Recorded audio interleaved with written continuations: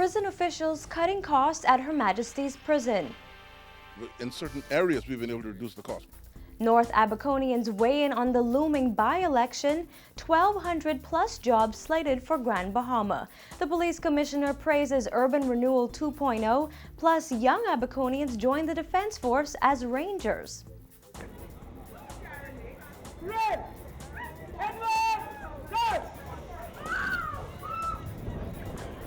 I'm Nikia DeVoe, and this is NB12 Weekend.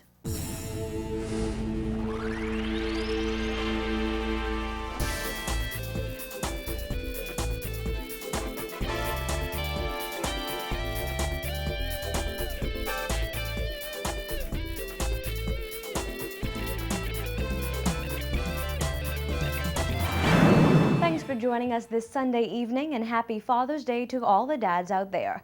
Topping news tonight, the 2010 annual prison report revealed that incarceration costs increased 60% in the last 5 years. That report was released a year ago. And while the latest annual prison report has not yet been released, the superintendent of Her Majesty's Prisons says several measures have been put in place to cut costs. Her Majesty's Prison has an annual budget of just over $21 million. The 2010 report revealed that it costs around $16,000 to house each inmate. But Superintendent of Her Majesty's Prison, Dr. Ellison Ramming, told NB12 that prison officials have managed to reduce costs in certain areas, and the average cost of incarceration is now about $12,000 to $13,000 a year. Ramming says they've managed to cut the annual $250,000 in cigarettes in half by purchasing a generic brand. Although the superintendent said he was against providing inmates with cigarettes, the Prison Act mandates that each prisoner receive 20 cigarettes per week.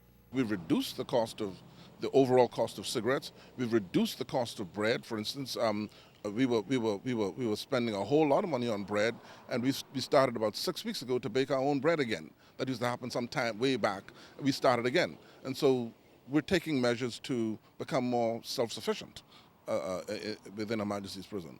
Gasoline for vehicles, the fact that we don't have as many vehicles having to go to court downtown on a daily basis because the remanded inmates go to remand court right adjacent to the prison. That has driven down the cost of gasoline. So there are a number of cost-saving measures. And moving forward, Ramming said there will be an expansion of prison industries to further reduce costs. Topping the list is the prison's agricultural program. According to Ramming, HMP is working with the Bahamas Agricultural Industrial Corporation to become more self-sufficient. We've cleared up about 10 acres on the eastern side of the compound, not only for agriculture but for horticulture. I understand they're going to need millions of ornamental plants. And as far as I'm concerned, I don't see why we can't produce 20,000 of them and sell it to whomever, so that when you see them at Bahama or wherever, that's the sort of thing we want to get into. The superintendent said they're also looking to strengthen the manufacturing component of the prison's intramural program, and prisoners are already making money from products they've made. There's no reason why we can't mass produce things and market them to straw vendors who would sell them to tourists. That could easily happen, and those are the kinds of areas that we're seeking to go into. The benches that have just been placed on Bay Street, those were made in our carpenter shop as part of our intramural program. So those inmates who worked on those benches, they will get a little something from the funds that came in from the person who gave us the contract to build those benches. And that's the sort of thing we want to do. According to the 2010 report, the average cost of food per inmate was just over $1,000 per year. No report has been released since then.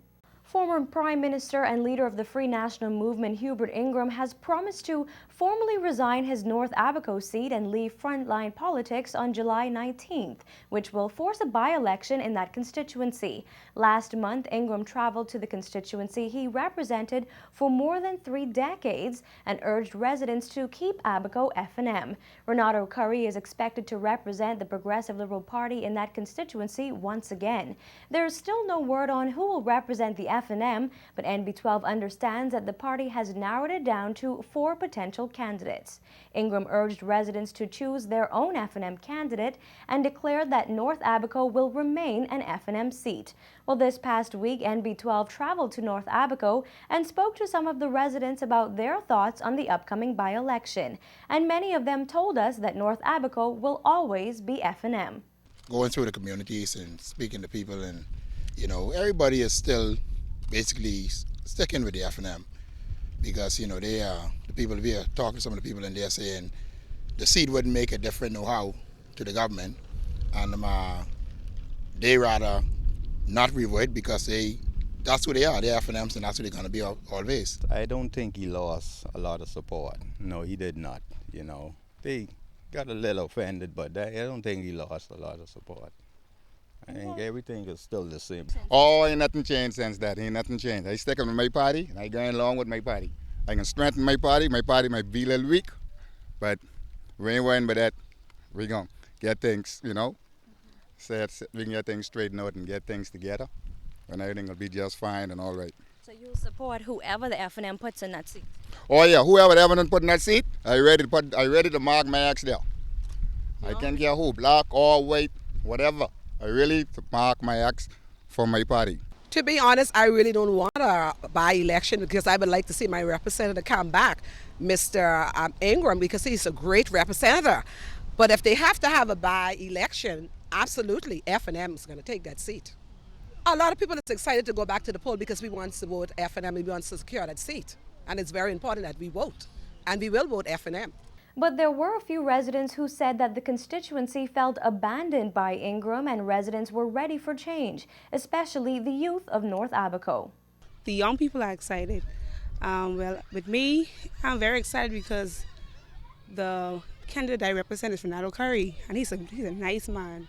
And I feel that he's going to do very good this time, so it's very exciting. I think the young people are thinking twice because of his resignation. But other than that, I think Fernando has an excellent chance of winning the by-election.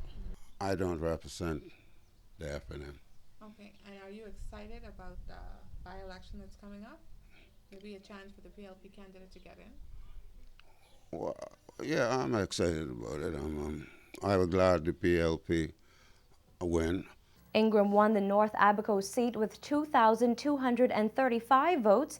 PLP's Curry had 1,856 votes, and the Democratic National Alliance candidate, Soneth Lockhart, got 39 votes. Well, if you've passed the Queen Elizabeth Sports Center in recent weeks, you may have noticed ongoing construction in the surrounding area. One of the many buildings being constructed is the new Hope Center that was slated to relocate earlier this month. In this next report, our Jasmine Bonamy explains why that didn't happen and what's next. By all appearances, it appears that a lot of the work on the new Hope Center has been completed, but officials insist that there's still a lot of work to be done, and Reed says they simply do not have enough funding. Last March, it was revealed that the new roadway surrounding the multi-million-dollar National Stadium would mean changes for the area, and the new entrance to the stadium will mean the tearing down and relocation of the Hope Center. The previous government said the Hope Center would have to be torn down and relocated by the end of last month. However, a change in government has pushed back the moving date, and that's good news for Hope Center founding president Carlos Reed. There ain't going to be much different as far as what we offer. We consider ourselves to be a empowerment center.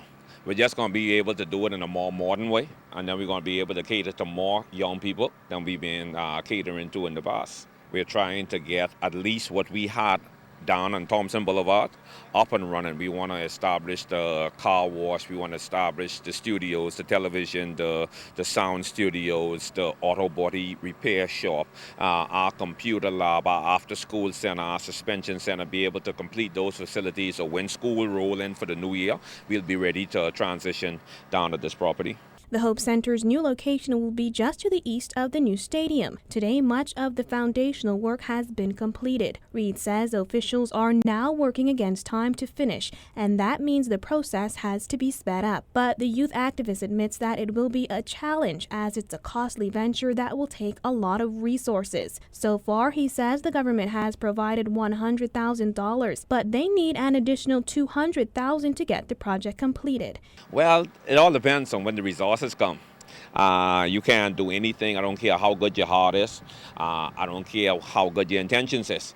Without resources, ain't nothing that's happened, because at the end of the day, you got to pay for supplies, you got to pay workers, some workers will come in and do some things, but at the end of the day, people got to support their families. We progressing, we wish that the resources would come in more quickly, and then we could be able to progress even at a more rapid pace. Reed admits that the Hope Center's current location on Thompson Boulevard was always meant to be temporary. He adds it will be a more modern facility that will accommodate a larger group of young people. Reporting for NB12, I'm Jasmine Bonamy.